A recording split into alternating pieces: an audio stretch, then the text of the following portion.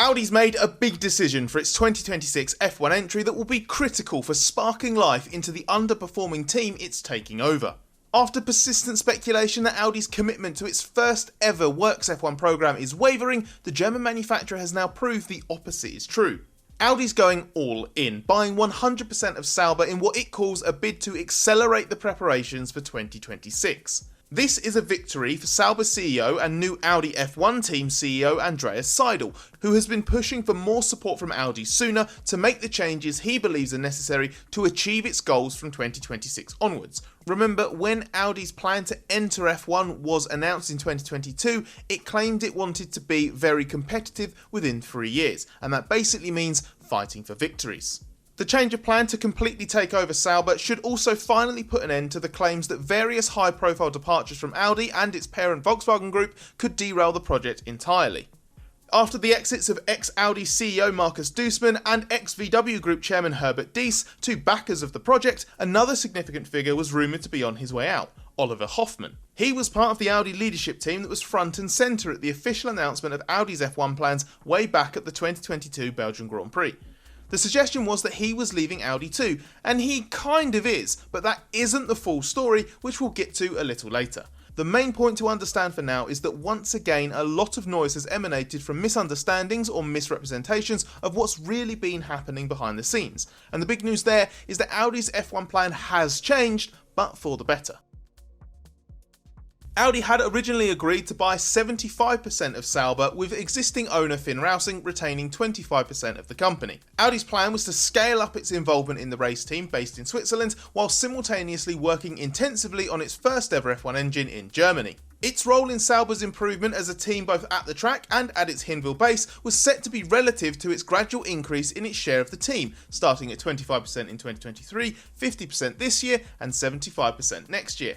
That would essentially limit exactly how much influence Audi had and how much it would invest, and as Rausing wasn't putting anything extra in, Seidl spent the year after joining Sauber in January 2023 pushing Audi to do more. Seidl took that role with the intention of running Audi's F1 team in the future, and he knows that time is of the essence to get the team at a suitable level of performance for 2026, and we'll get into its concerning current on-track form in a moment. Sauber is still a lot smaller than other F1 teams as a result of its near collapse in the 2010s, and has required plenty of investment in personnel and infrastructure that is still ongoing. The decision to take a 100% stake in Sauber has been framed specifically as a plan to accelerate the preparations for the start of the 2026 season, so it's more than just a corporate technicality like needing outright ownership rather than a majority share. It's geared towards exactly what Seidl has been pushing for, and should allow Audi to take advantage of things like the increased capital expenditure limits it has within the cost cap. The old limit that applied equally to all teams across 4-year periods has been increased at different rates depending on the size of the team. Sauber's in the group of teams that now has the most money to spend over the relevant 4-year periods up to the end of 2028. This will let Audi spend more money than rival manufacturers like Mercedes, Ferrari and Renault to address the deficit in infrastructure that Sauber has before the capex limit is reset equally across all teams for the 4-year period covering 2026 to 2029. Another break is about to come in the form of a currency adjustment in the cost cap that will take into account different costs of living in different countries, with Switzerland being among the highest. This will allow Audi to recruit personnel it might otherwise miss out on by not being able to offer competitive salaries relative to, say, the UK, where 7 teams are based. Audi Supervisory Board Chairman Manfred Doss called the F1 entry as big a sporting challenge as it is a financial commitment, and now we know a bit more about how Audi will run things. As we mentioned previously, Seidl becomes CEO of the Audi F1 team with responsibility for the implementation of the F1 project, which means managing the team and being its public face.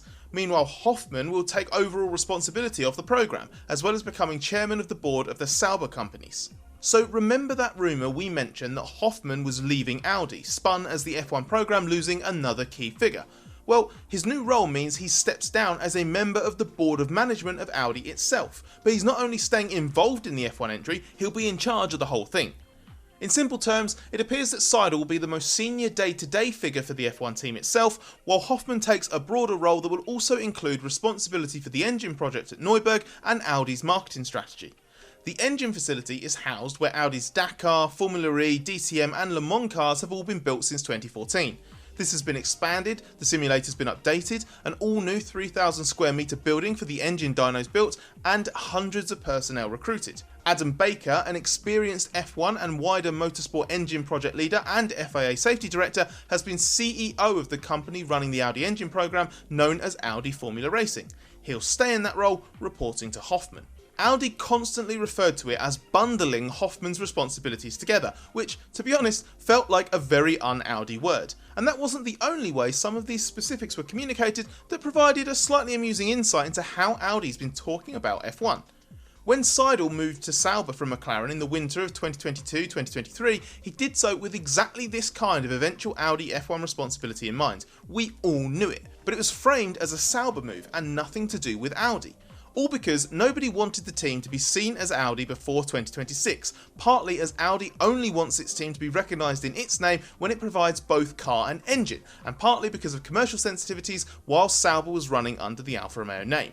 But even though the Alfa era is now over, Audi's doubled down on framing Seidl's role as F1 team CEO as a completely new appointment. Hoffman called Seidl exactly the right man for our ambitious plan, and was even quoted as saying he was pleased we were able to secure Seidl's services. It just frames it as something brand new and almost out of the blue, and it's quite amusingly stereotypical of a German company that has to go through a million different boards and advisory boards and processes and channels before any decision is officially official.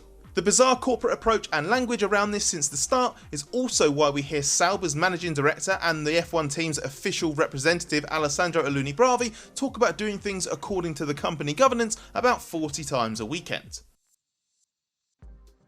If you need evidence of why Audi needs to intensify its preparations for 2026, just look at how difficult the start of 2024 has been for Sauber. Although Zhou Guanyu came close to a point in Bahrain, finishing 11th, the Sauber C44 has yet to reach Q2 and is the second slowest car on average, only ahead of struggling Alpine. The team actually feels this car is working significantly better than its troubled predecessor, has improved in fast corners giving the drivers more confidence, and is less draggy.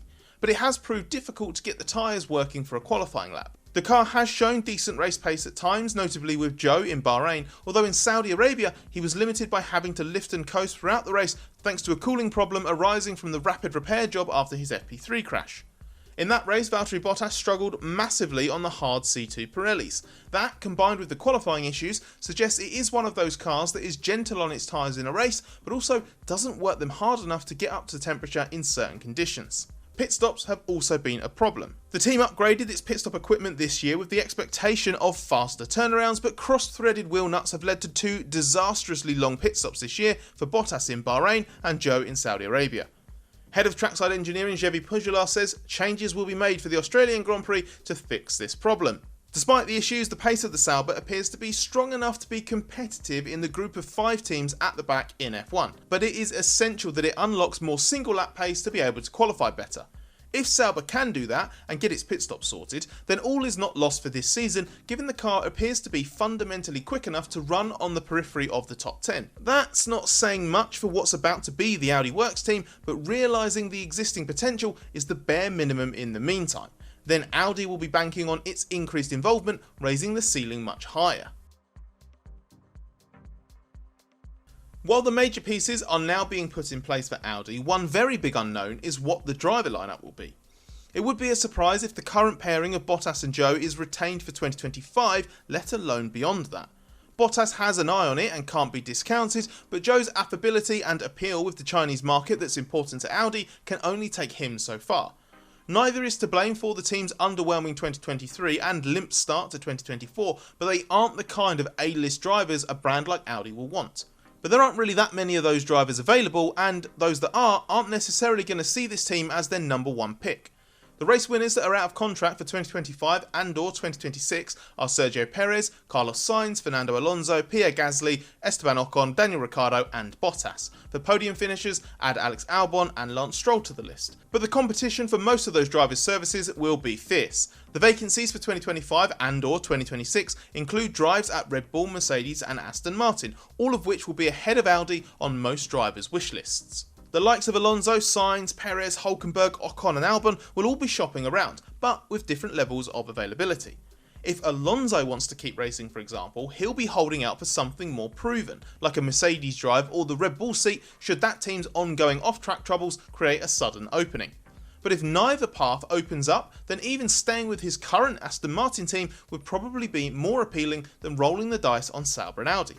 At the other end of the spectrum, a perennial midfielder like Hülkenberg would be less averse to committing to a sideways move back to Sauber in 2025 if it came with a guaranteed Audi contract for 2026 and ideally longer. Hülkenberg is on Audi's radar. Seidl is a fan and already courted him for 2024, but has activated an option on Hülkenberg's contract for a second year. Ferrari exile Sainz is another of Seidl's preferred targets. He's been on the radar for a year or so and is a more realistic option now that he knows for sure he's out of Ferrari at the end of 2024. There will be other teams interested in a proven Grand Prix winner like him though, so it may depend on whether or not Sainz covets an Audi seat enough. The same goes for Albon and Ocon, who have proven themselves quite high achieving drivers in low achieving teams and who would both be a better long term bet than Hülkenberg. Something like a Sainz-Albon combination might well be as good as Audi can hope for, which would be a fast and dependable pairing and certainly stronger than what Sauber has now. But simply being the Audi Works team guarantees nothing because of Sauber's current form and its recent history. That's why Audi must strengthen its own sales pitch rather than rely on its targets being low enough priorities for other teams to still be available. A full Audi takeover and the prospect of accelerated progress is absolutely critical to that.